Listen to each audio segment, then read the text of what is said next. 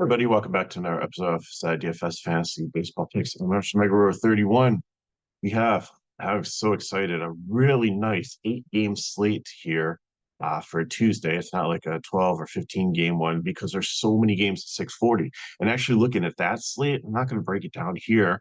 I'm going to cover it in our Discord today. I'm so excited. Like the contests are probably like not great for them, but what a slate. Wow. You have Giants taking on Pittsburgh with Matos. Well, he's had a really hot weekend there, probably batting fifth against a lefty and some of the other power righties for San Francisco against Perez. You have the Brewers taking on Trevor Rogers, who's one of the worst pitchers in baseball. So you got the righty power there with Sanchez and Contreras, and some of the other guys in the lineup there that should be really good. You got the Padres in Cincinnati playing in a 90-degree day in the Great American Small Park. You've got Texas is really struggling. Goes to Philly, 81 degrees there with the wind blowing out a little bit. Uh, Twins in Washington, Twins with right-handed power and a 78-degree day taking on Patrick Corbin. And then you have the Red Sox in Tampa Bay, and Devers has hit a home run in 6 straight games. So lots of cool stuff going on. We're going to start with the 8 game slate, which starts with Seattle and the Yankees. Wind blowing in here, 9 miles per hour, 76 degrees. So it's still going to be good hitting weather. You have Brian Rue and Clark Schmidt. Wu is a good pitcher, not going to pay 8.5. He's just coming back from injury. It's a terrible matchup against the Yankees and Yankees Stadium, even with the wind blowing in. The Yankees are the fourth lowest K rates, and even Stanton and Judge haven't been striking out as much recently. They've been hitting really well, and the Yankees are really starting to put together and actually have separated themselves a bit from Baltimore in the AL East. So, not touching Wu, Clark Schmidt, really like him here. He's been solid. Uh, Seattle still has the top strikeout rate. I just updated these numbers today, and they still have almost a 28% strikeout rate, which should go down through the course of the year. But at this point, it's still up there. So definitely love the matchup. Schmidt to get some strikeouts against Seattle. So bat wise, and there have been a couple questions recently, and you viewers have been asking some wonderful questions in the chat. So make sure you check out the comment section because some people have been asking some good questions. Help you learn. Well, we're talking about cash games. We're talking about games that are like double ups or single entry contests where you are playing your best lineup and you want to play probably the most popular what we call chalky um pitchers and stack. In GPPs, you want ones that maybe have some upside, but maybe have some risk. They're going to have a little bit lower ownership. When we talk about leverage stack, there was a question yesterday that one of our viewers asked would be if Clark Schmidt is going to be a very popular pitcher and have like 40% ownership or something like that, then you want to build a Seattle stack in like a dollar, maybe 20 max or something like that. Just have a little exposure. You don't want too crazy. These leverage stacks don't always work out, but Clark Smith has an off night, or like Ross, I think, was the chalk pitcher as an SP2 last night and for Milwaukee and got injured. And sometimes things like that happen. And then if Seattle, who's going to have no ownership, looks at them and be like, I don't like this pitching matchup. I'm not going to, they strike out a lot. They're against a decent strikeout pitcher. I'm not going to play him. And then Seattle goes off and scores like 5 or 6 runs and they have like single digit ownership and you're the only one that has them in GPP. It really could tell you to. So it's not a recommended strategy, but if you're playing a couple dollars in GPPs and like 20 maxes, then it doesn't hurt to sprinkle them in to try to gain leverage on the field because you have low owned players that are doing well in a contrarian situation. The Yankee hitters, probably my second favorite GPP stack, just because there's so many games with wind blowing out with hot temperatures. But they're definitely in play here against Wu. White Sox and Blue Jays, Crochet against Kikuchi. I think both pitchers are in play here. It's kind of hard. Like Crochet is the most expensive pitcher on the slate, and I really want to prioritize bats here. You would think with almost an all right-handed lineup that Blue Jays would be deadly against left-handed pitching, but they really haven't been. So Crochet should be okay here. But again, like he's not paying up for like a 10K pitcher, but I think it's going to be lower ownership and more of a GPP play. Kikuchi, I think, will be very popular. Also, probably the most popular pay up one here. He's only 200 less than Crochet, and the White Sox have just been horrible. So, against a lot. I mean, they've had their days here and there, but you would think that they should be really good against left-handed pitching, and they just haven't been. So Kikuchi, there should be some strikeouts. Should have a very game here. It's in Toronto, so it's not in Chicago where the wind's blowing out like crazy and at Wrigley today. So bat wise, Chicago again would just be a contrarian stack again if Kikuchi's off, and the White Sox actually get to them, and they're pretty cheap. You could probably play them, stack some really good bats that are more chalky, get a little bit of a different build, and in a tournament, and that might help you. And then Toronto, I really like just the top of the lineup here, like Schneider. Leading off here, he's been really good against left-handed pitching. Jensen has crushed left-handed pitching, and actually had a really good day last time he faced them. Glad I probably wouldn't play unless the GPP's been more of a ground ball pitch or hitter this year. Bichette's definitely in play here, and Turner's just been ice cold, but does have power against Boucher. Springer's really kind of lost his power against left-handed pitching for some reason. He's sitting lower in the lineup this year, and then the rest of the lineup I really wouldn't touch against. So next, the game of the day, almost 90 degrees, wind blowing out 25 miles per hour at Wrigley Field. This is going to be an elite hitting. It has a Coors total. It has a total of 10.5, 5.5 for the Braves and 5 for the Cubs. Morton struggled last time out. Not interested in him against this Cub lineup that's getting guys back and should be healthy. Then Assad has been decent, but both these pitchers have just faced each other in Atlanta, this team.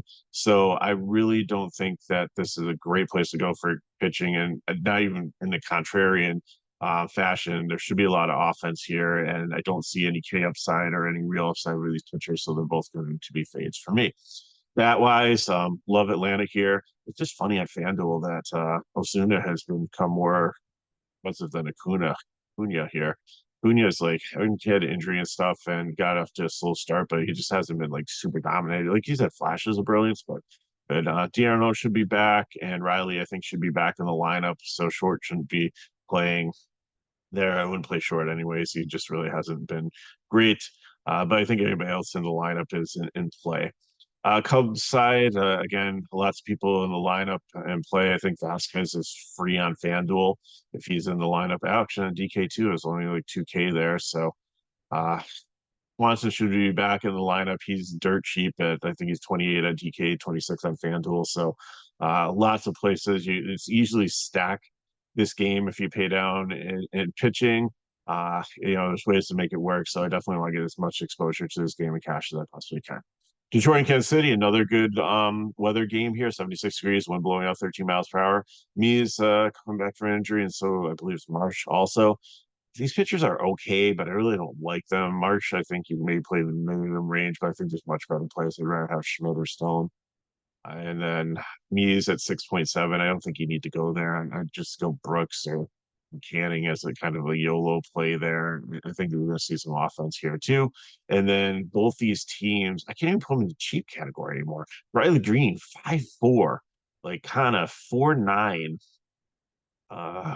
Prez has been really good too. Should be hitting third rookie for Detroit, and he's up to like 4'6". So I can't even call this like maybe Urshela, but he's not even. It's righty. So I don't know if playing there. Keith potentially has some power, but they're not really cheap. So they have to go in the main stack on the bottom for Detroit, and then on the other side here, if you try to get the two like top bats here at 6'3" and 5'4", and even Pascotino has gone up to 4'7". I really can't call Kansas City cheap either, unless you're doing like a run thing or something like that. So I think they're both in play in cash potentially, like maybe some fill-ins here and there, but I think they're probably not going to make most of your cash builds. You're probably going to go Atlanta, Baltimore, or Houston, and then maybe just build these as like one-off like GPP lines. Baltimore, another great hitting environment here. Not as much as the wind in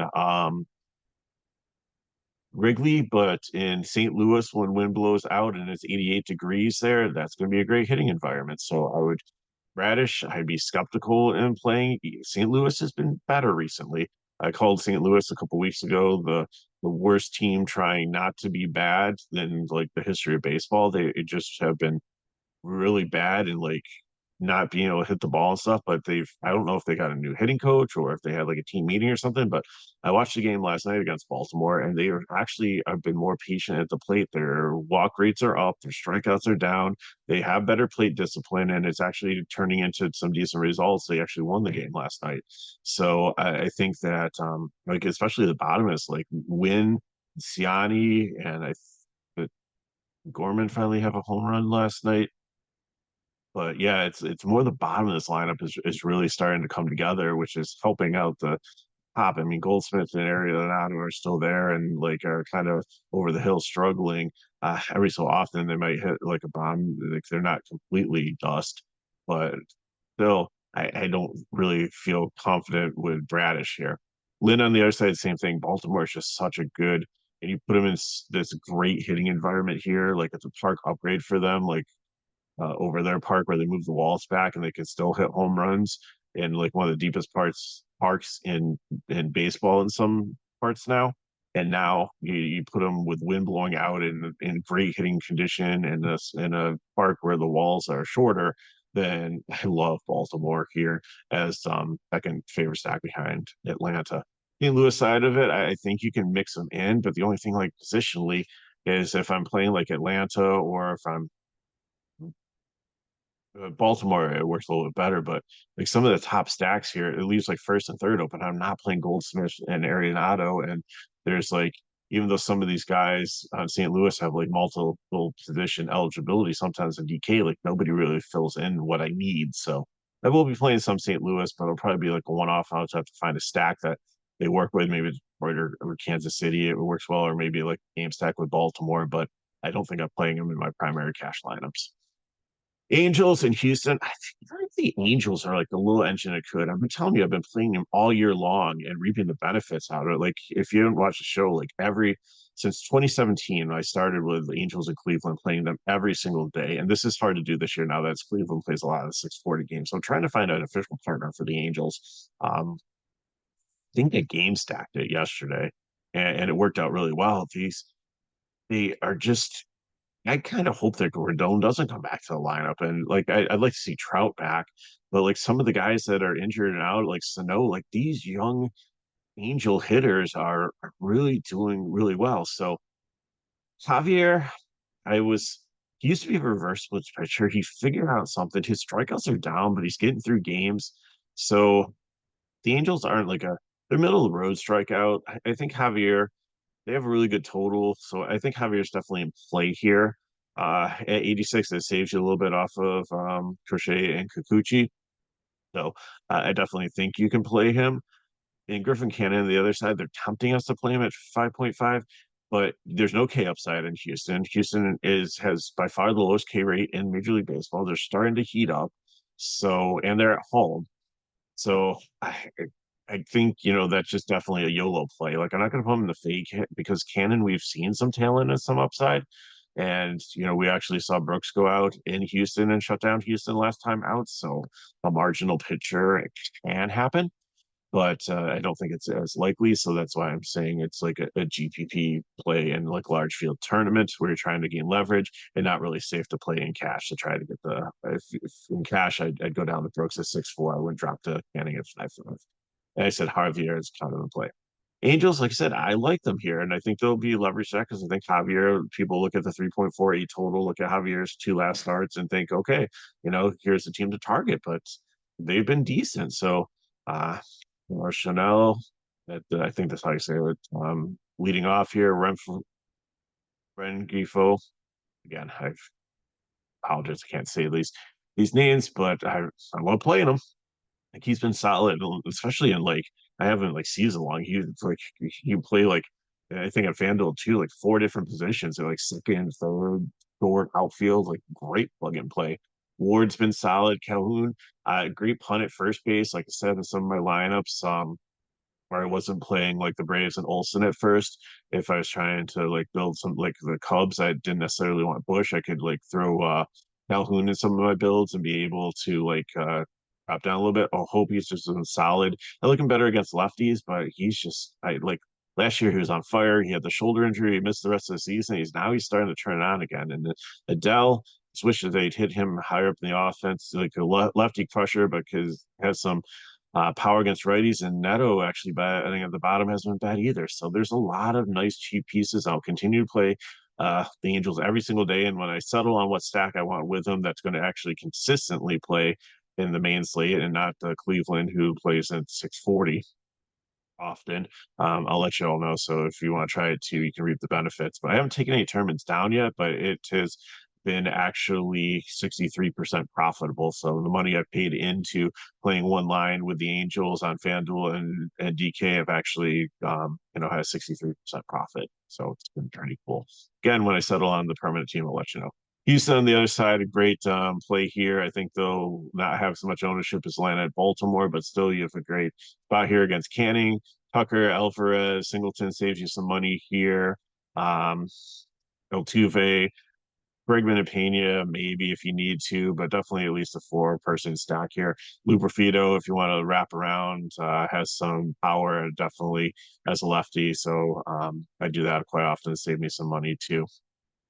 Rockies and Athletics, Quantrill and Brooks.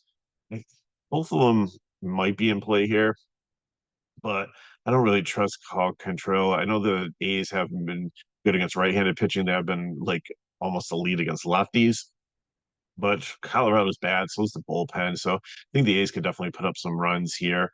And Brooks, like he's bounced around, been a journeyman, go to given the KBO, came out, pitched 7 innings for the 31 points on FanDuel, and DK was decent outing also. So I think I can trust him here, especially against Colorado in a pitcher's park in Oakland. And it's only like 68 degrees. It's not like it's like 100 degrees out there. So with like heat. So definitely sign me up. Even SP1 at FanDuel, I think he can go deep enough into the game to get the quality start, and it can get you a full Atlanta and Chicago stack if you want to go that way. So the offenses, I mean, they're both in play cheap wise, but I'd rather take like Chicago and St. Louis pieces and the weather there than this one. But I think if you're looking for some cheap pieces, then you can pick the meat off the bones of these two teams here. But I don't think I play like straight up stacks of either one unless you're 150 max turn. Arizona and Dodgers round things out here. Facade and Stone. Facade. Brandon has been okay this season. He started out like he was their SP1 in like the World Series last year, and then they kind of had a rough start in the beginning of the season, but he's really started to put it together again. And maybe they just got some film on him in the postseason and knew, and then he changed things up, and now he's starting to become a more formidable pitcher. But against the Dodgers, it's always scary, so I just don't think I really want to go there. I left him in the medium category, but he probably should be more towards the fade. And Stone, like, Arizona has some strikeouts. They're obviously much better against left-handed pitching, but Carroll's starting to get a little bit better. Jock Peterson can mash righties. McCarthy's there also. I really don't like the rest of the lineup. Marte, also. So maybe there's a couple Arizona bats that scare me a little bit, but I think Stone should be pretty solid here at 7-9. And I'd prefer Schmidt in the mid range, but Stone's definitely the one if you need to save a little bit extra money. Bat wise, like I said, Arizona would just probably be a GPP stack, if anything. Maybe a leverage stack of Stone you think is going to pick up some ownership. And then the Dodgers are going to be my top GPP stack just because I like the weather in the other games so much better. And Houston just the matchup against Canning.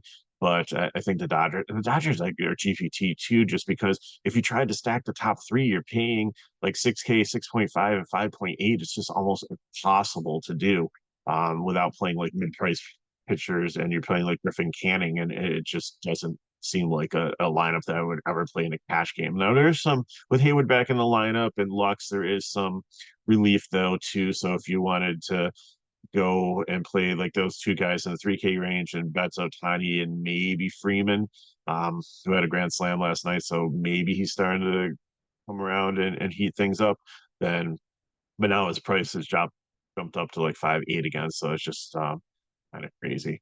So that's what I got for you. Like I said, if high salary, if you can get up to Kikuchi, or that's fine, or Crochet, decent matchup. Javier, little skeptical, but I think it's a decent matchup. Wu and Bradish, are there in the high salary, but probably more fades. Schmidt, I love the K matchup there against Seattle. Stone against Arizona should be good. March, Fadat, and Lynn are a little questionable there. Brooks, love in the mid range, or in the cheap range there. Canning, if you're in a GPP and want to take the cheapest pitcher on the slate and hope that he does the same thing Brooks did to Houston at home, but I don't know if that's going to happen. And then no interest in Morton, Clinto, Asad, or knees. The top stacks: Atlanta, Baltimore, Houston, KC, and Detroit. Probably won't play a ton of in cash, but I have to at least say that I think the matchups with the weather there. Dodgers, Yankees, Toronto. If you didn't have the wind outs, could definitely be the top stacks. But I think with the weather, the heat, and the ballparks and the wind blowing out, you definitely got to consider more GPPs and cash plays. And then cheap: Chicago, St. Louis, Oakland, and Colorado. So let's look at the builds and get you on the way for your day. So give me Schmidt here. Probably going to take Brooks as my SP2, but I'll leave that up to you. So I'm going to put the A's in here just because just the positions that filled in worked out the best. The Cubs, I just didn't have enough salary. I could take a couple of them, but I'm going to end up punting one position. And maybe you could do it at first base if you don't play Bush, and then you could play Morel at third base, and then Swanson's super cheap, and then you just have to maybe not get as many Braves there. I think you have to pick between Acuna and Ozuna there. I don't think you can get both of them in your lineup, but that's my four for cash. And then GPP, Kikuchi, Javier, and then I'm going to go the Blue Jays fill-ins with primary stack of the Cubs. So Bellinger, Talkman, Rel, and then Snyder and Jensen are my favorite two Blue Jays to pair with them. You can go a 3 Blue Jay and 5 Cubs stack. It worked out for me with that with those two pitchers, and that didn't hate the lineup. And like I said, on FanDuel, you very easily can do a stack of having if you go Brooks as your pitcher, you can go and have a stack with the the Wrigley Field game there, and then I took Schmidt as my SP1 on FanDuel, and I built a Toronto and Cub stack there too. So what I got for you. If you have a question, put in the chat below. Hit me up with MegaRule31 on Twitter or X. Really love interacting with you, answering questions, trying to help you out here. With that, if you want more information on FSi DFS, you can get into the description of the video, and there's a click to our pricing page. Our pricing, I guarantee you, is pretty low compared to some of the other ones in the industry, and you know we do a good job. So hopefully we'll see you in there in the Discord, and we're going to start to probably offer some free things in the Discord too. Like MMA is always free, and some other things. So just come in and go to the website and just go to the link and join the Discord just to be in there, because you never know when we're going to drop like free wars and information and stuff on contests. So again, if these videos help you, help us back, like, subscribe to the channel, and share with your friends. So thanks for watching. I will be doing the video tomorrow for the early slate for Wednesday. I haven't looked at it, if there is one. If there's just one slate, then I'll be doing that also. If not, McKinley and I will split and doing a weekly debate. So thanks for watching. Appreciate it. Good luck in your contest. Hope you have an amazing day, and I will see you next time.